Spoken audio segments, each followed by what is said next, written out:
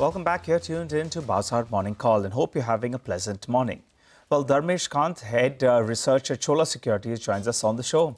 Hey, Dharmesh, good morning. Good to see you in. Well, we've spoken plenty about tech from the morning because of this H-1B visa issues that could hurt a lot of Indians.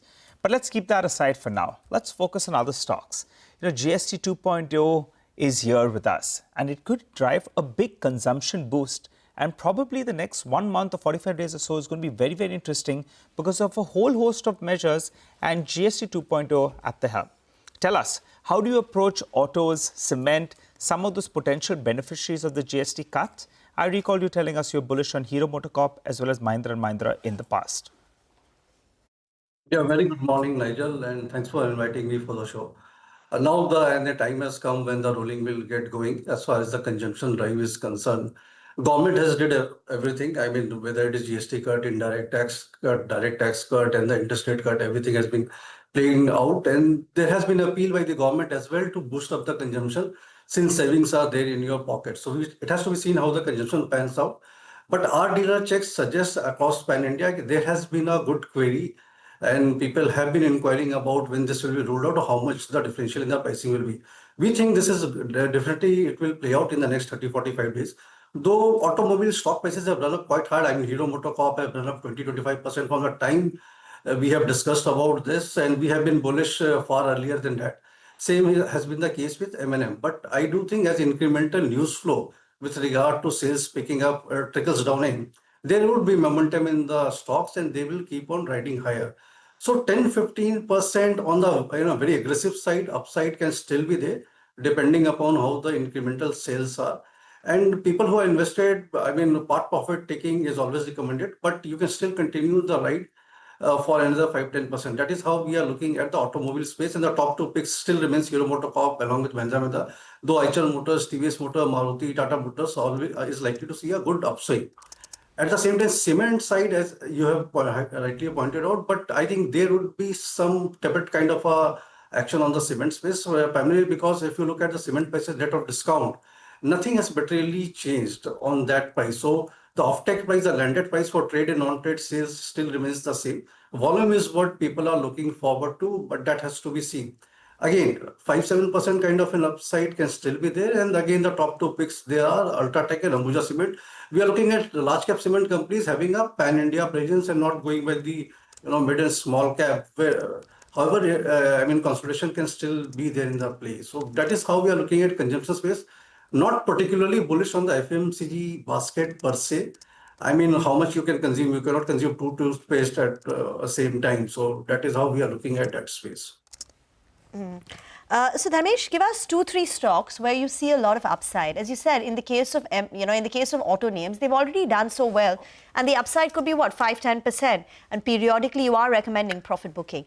So just 2-3 recommendations from you where there is still a lot of value left in the stock and there could be meaningful upsides. I think, Rima, I mean, one has to look at financials. But that is one space where rally has not picked up. And if we are buying the thesis that all this macroeconomic play, leads to consumption, longevity, and the drifting of the consumption into the month of November, December, then I think, 2-3 large cap stocks would be, one is from the private sector banking space. ICICI Bank and Axis Bank is looking solid to us. Similarly, from the public sector banking space, Bank of India. So these are from the banking space. NBFC, as Nigel pointed out, cement can pick up. So we are playing the real estate scheme through, NBFC space or housing finance companies. There, I think PNB Housing Finance has taken a strong betting, and that was nothing fundamental to do with it. So business is continuing as usual. So that can be in the recurring along with LIC Housing Finance, Aadhaar Housing Finance, other three basket. So, I mean, the idea is go by a basket approach rather than a single stocks approach.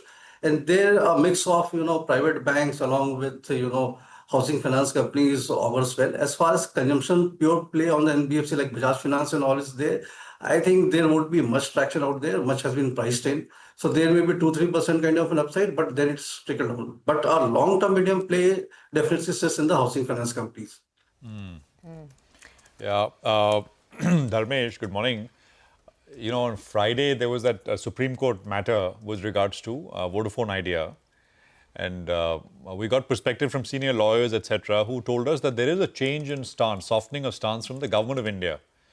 This is now scheduled for the 26th of September now, where the government is expected to take a proposal to kind of sort of try to resolve this. We don't know what shape, form, etc. Vodafone Idea went up. Indus was up a little bit on Friday. Your thoughts? Yeah, good morning, Prashant.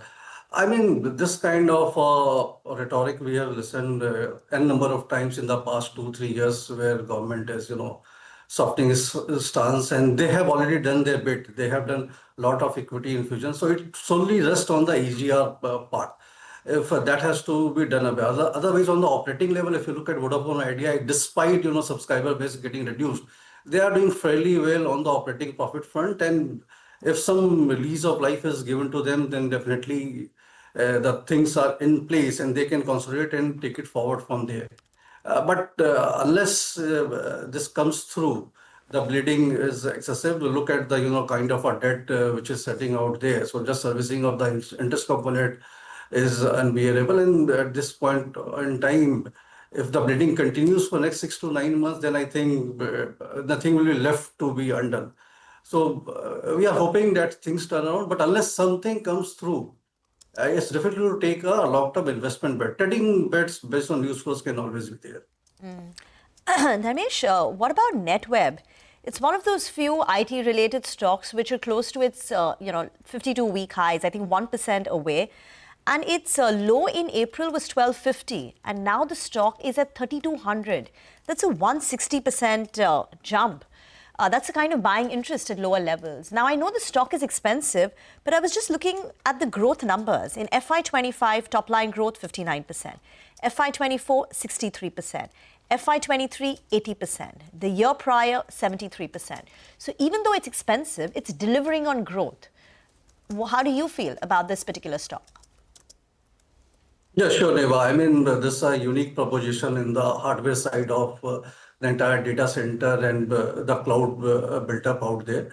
And they have done exceptionally well as far as, building up of the hardware side of the technology is concerned. So this is another classic example of services through hardware rather than software platform. So the company has done well and it's likely to do well. Still, it's a far cry from a $1 billion mark of revenue. And I do think the way it is going and the way the evolution is happening across the space, and a lot of data centers would be required in India to match up to the global standards and the domestic data use itself. So, 2-3% is what is there as of now compared to the data generation and storage of around 20%. So, a lot of gap there. So, people are buying that idea. I mean, if you are not looking at valuation per se on the multiple side at 100 PE multiple or say 110 PE multiple 1 year, 2 year forward, and just looking at the growth trajectory and the potential which is there in the system, and they have early mover advantage as well. The proof of the pudding has already been established about the capabilities.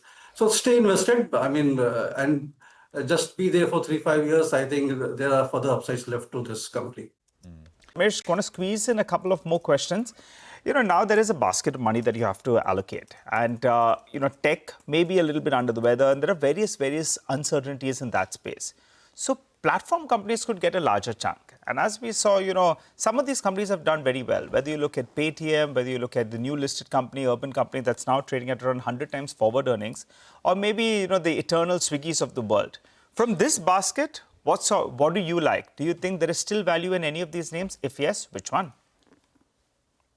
Yeah, I mean, you have to segregate platform companies under two baskets. One is a fintech-led basket, and the other is like Urban Company, Eternal, and Swiggies of the world.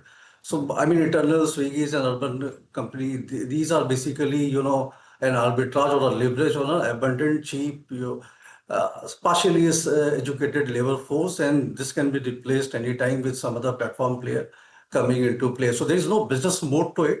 It's just that it's an early mover advantage they are getting, and competition is hitting up and it's likely to hit up further. Since they are early movers, they have got the valuation multiples, and that's on the high. If I have to play it, I would definitely play it through fintechs like Paytm or a PB policy. Policy Bazaar. Those are the companies where I still think there can be a significant delta and value accretion going forward as they capture the market share in a big way. So penetration is still low there, and it's getting highly penetrated, and those are the companies looking forward to. So if I have to allocate, it would be more on the fintech side rather than on a pure play on the cheap labor which is available. By the way, today JM Financial has downgraded Swiggy from a hold to a reduced rating, and they say that Swiggy's balance sheet is a cause of concern. It requires remedial measures. Media reports suggest that Swiggy may sell its 12% stake in Rapido, but that can give the company only $320 million. But JM says that the company needs a lot more, maybe even a $500 million cash raise, because while Instamart is doing well, it's losing relative market share to Blinkit, and Blinkit has planned aggressive expansion. So if you are comparing Swiggy to its well-capitalized peer, like an Eternal, there is a risk of the company falling behind.